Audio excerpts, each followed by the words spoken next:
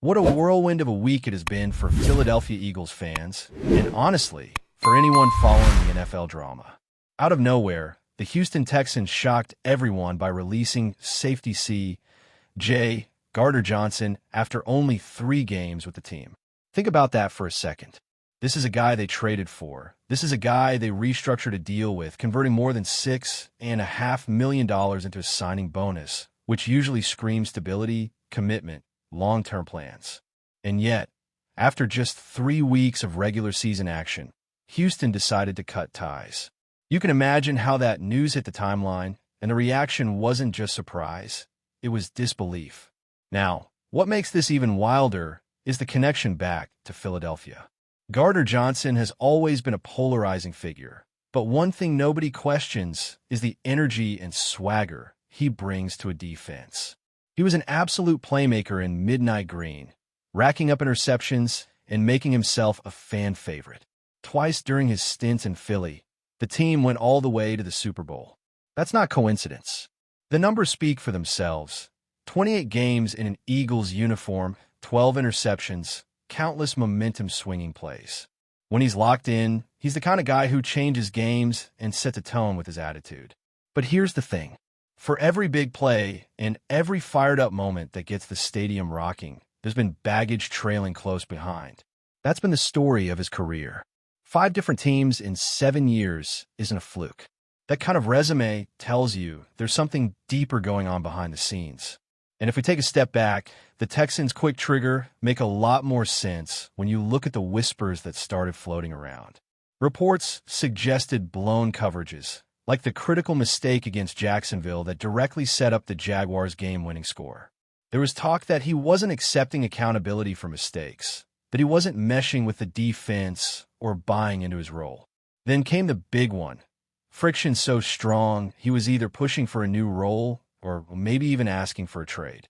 If you're a young team like Houston trying to establish identity, that's the last thing you want festering in the locker room. For Eagles fans, this situation feels like déjà vu. Philadelphia already moved off from him once, then brought him back because the upside is undeniable, then sent him out the door again in a trade. And that decision wasn't made lightly. They gave him up for offensive lineman Kenyon Green.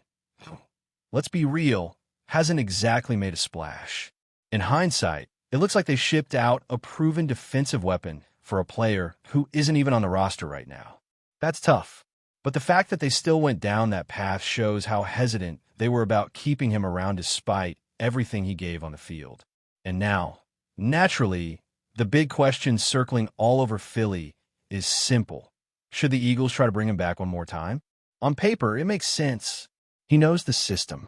He's thrived here before. He can line up at safety, slide down to nickel, and his versatility is like gold in today's NFL. He plays with emotion, swagger, and that ball-hawking mentality the defense feeds off of. Any secondary instantly feels more dangerous with him patrolling. But the downside is real. Injuries have piled up. He's had run-ins with management and coaches, even voicing frustration on social media, which nobody in the front office wants to wake up to at 2 in the morning. And in a locker room that values culture as much as this one does, especially under Nick Sirianni and Howie Roseman, you don't mess with chemistry lightly. Even if the Eagles wanted to explore it, people initially pointed out that there might be a league rule preventing a reunion this soon after a trade. Some cited the NFL rule book, saying a traded player can't return to the original team until 2 seasons have passed unless they've been on another roster for at least 4 games. Gardner Johnson only played 3 in Houston, so at first glance, that looked like a roadblock. But insiders like Adam Schefter and Jeff McClain clarified right away that restriction doesn't actually apply here. If the Eagles wanted to re-sign him, they legally could. The question isn't whether it's possible, it's whether it's smart. And that's where things get tricky. There's no denying how electric he was in Philly, and a reunion would fire up fans in a heartbeat. But sometimes, as the saying goes, you are who you are. When 5 teams in 7 years all decide to move on, that's not just bad luck. That's a pattern. The Texans didn't blink about eating nearly $7 million in guaranteed cash just to get him out of the building. That should raise a red flag for any franchise, even one with as much history with him as the Eagles. Right now, it feels like the organization is leaning towards stability over sparks. They've drafted for the future, they've got young talent in the secondary, and they're protecting a culture that they believe is championship caliber. Gardner Johnson may still be a heck of a player, but Philly seems to believe they can win big without revisiting that chapter. The conversation around CJ Gardner Johnson is the kind of thing that divides a fan base, and you can feel it buzzing across Philadelphia right now. On one hand, there are the fans who will never forget the energy he brought, the big interceptions in key moments, the way he celebrated after making a play and set the tone for the defense. Those people look at the current state of the safety group and can't help but wonder how much better it would look with him roaming the back end again.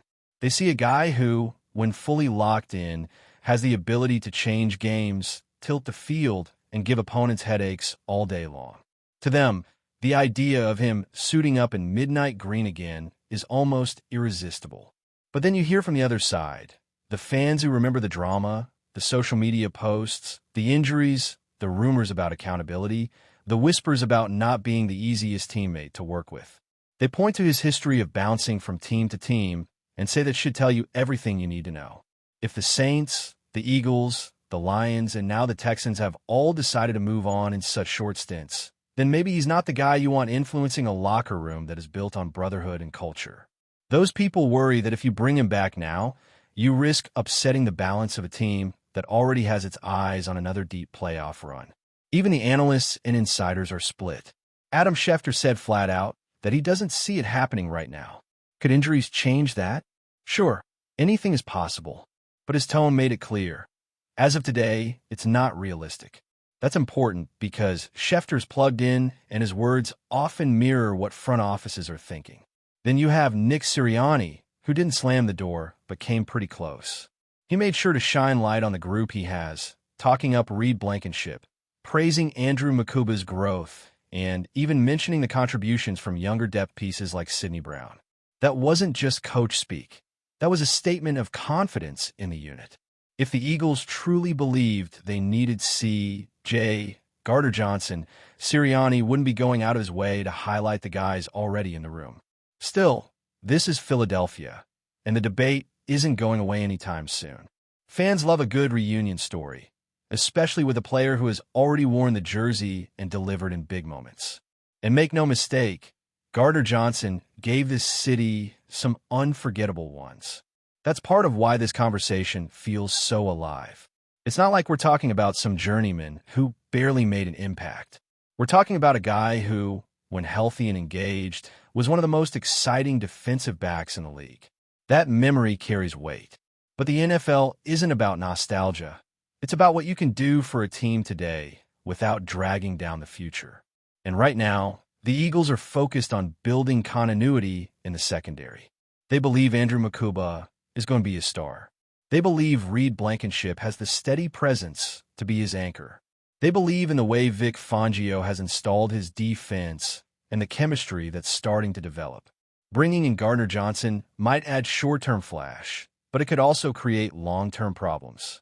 If he's frustrated with his role, if he's voicing displeasure online, if he's questioning coaches in meetings, that spreads quickly in a locker room. For a franchise that values culture as much as talent, that's not a risk they seem eager to take. Then there's the matter of money. Gardner Johnson just pocketed nearly $7 million in guaranteed cash for 3 games with Houston. Any new deal would have to make sense for the Eagles financially, especially since they're already juggling cap concerns with a roster stacked with stars at multiple positions. How much are you willing to invest in a player who might not be here long-term? How much are you willing to pay for the hope that he can replicate the production he once gave you without the drama that forced you to let him go? That's the dilemma the front office is weighing, and from the outside, it looks like they're leaning towards staying put. Even so, fans can't help but speculate. Imagine him back in midnight green, fly around the field, talking trash, making picks, celebrating with the crowd at Lincoln Financial Field. Imagine the swagger he would add to a defense already loaded with young stars and veteran leaders. It's tempting, no doubt. And if the Eagles were thin at safety, maybe that temptation would win out. But the truth is, they don't feel desperate at the position. They see growth. They see promise. and they see enough to believe that the future is already in the building. That doesn't mean the story is over. In the NFL, things change in a heartbeat. One injury can force a team to rethink everything. One bad stretch of defensive play can suddenly make a reunion look more appealing. That's why nobody is slamming the door shut completely. Gardner Johnson is still a talented player, and as long as he's on the market, his name will keep popping up in connection with Philly. But as of now, the Eagles seem content to let that speculation swirl while they stay focused on the guys who are here, the guys who are bought in, the guys who are writing the next chapter for this defense. It's a tricky balance between what the heart wants and what the head says is best. The heart remembers the big plays, the swagger, the excitement. The head looks at the pattern of behavior, the constant movement from team to team, and the potential for disruption. And when you listen closely to what Sirianni and the front office are putting out there, it's clear which side they're leaning toward. Before we continue, don't forget to subscribe to our channel and give this video a like. Your support helps us keep delivering the latest updates on our Philadelphia Eagles. And don't be shy. Share your thoughts on the news in the comments below. Whispers from the NFL world have suddenly taken a spicy turn this week, as Tampa Bay Buccaneers head coach Todd Bowles reportedly let some sharp words slip about their longtime division rivals, the Philadelphia Eagles. According to sources close to the team, Bowles did not hold back during a private conversation with media insiders, sparking an immediate ripple through the league. While coaches often navigate the fine line between friendly rivalry and outright trash talk, Bowles' comments seem to have crossed into the kind of territory that gets fans buzzing and locker rooms talking. Rumors suggest that Bowles' remarks focused on the Eagles' recent performances, questioning their consistency and even hinting at a lack of discipline within the team. Although Bowles is known for his strategic mind and usually measured public statements, insiders say this might have been a candid expression of frustration after reviewing the upcoming NFC matchups. The coach reportedly pointed out weaknesses in the Eagles' defensive schemes, while simultaneously implying that the Buccaneers are better prepared to exploit those gaps. Of course, this has not gone unnoticed by the Eagles camp. While no official response has been issued, social media is already aflame with speculation and playful banter between fans of both teams. Analysts have started weighing in, suggesting that Bowles' words might be part of a larger psychological strategy to get under the skin of the Eagles before a key divisional clash. Others argue it could simply be a moment of unfiltered honesty from a coach who feels his team needs every edge possible to reclaim dominance in the NFC South. Whatever the truth, the timing is undeniably perfect for a little extra drama. With the season heating up and every game counting toward playoff positioning, any spark can become a wildfire. For Buccaneers fans, this could serve as a rallying cry, a reminder that their coach believes in the team's superiority and is ready to challenge even the most respected opponents. For Eagles supporters, Bowles' words are likely a provocation they won't soon forget. As the rumor mill churns, one thing is certain. The next Buccaneers versus Eagles showdown just got a lot more interesting. That's it for this update. If you enjoyed the video and want to stay updated with exclusive news about our Philadelphia Eagles, be sure to subscribe to our channel and hit that like button. We can't wait to hear your thoughts in the comments. See you in the next video.